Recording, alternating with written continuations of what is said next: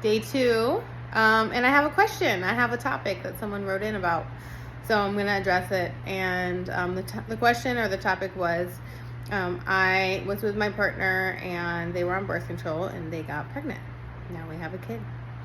And the person expressed that they at times seem like they have trouble believing that story, and that other women, have made faces or comments,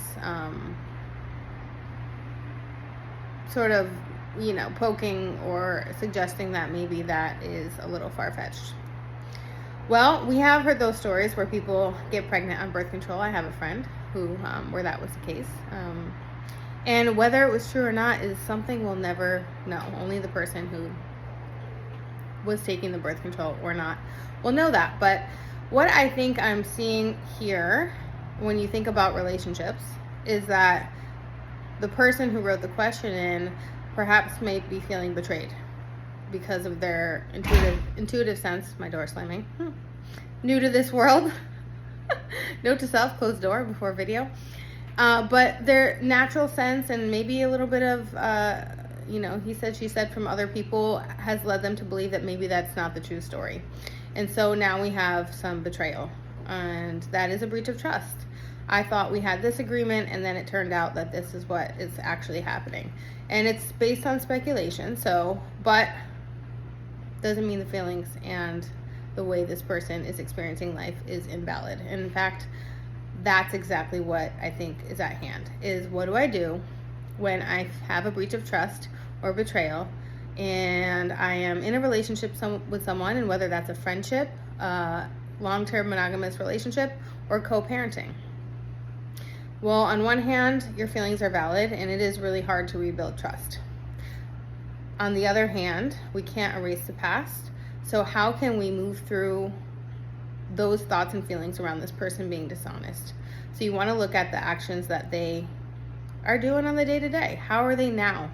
What are they doing to show you that they are trustworthy?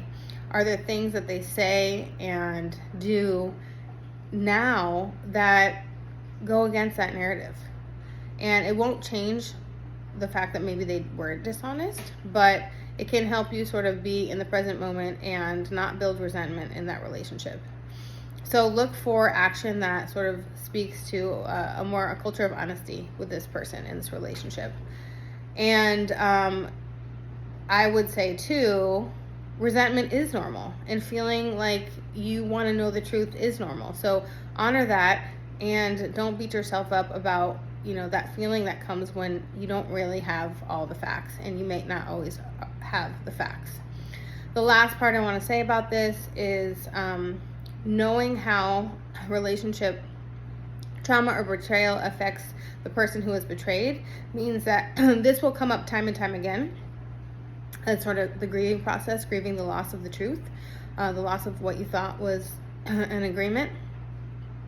And you have to just know that those will come back up and be triggers and be things that are unexpectedly bring on emotions from time to time. And so what tools do you have in your tool bag to kind of bring yourself back to baseline, be grounded, whether that's meditation, breath work, talking to a friend, so that when they do come up and you have those feelings towards that person, you can have it really just be that moment, and then you can move through it, versus have that moment become how you speak to someone, how you deal with the situation, and maybe even result in something you regret. So hope that helps.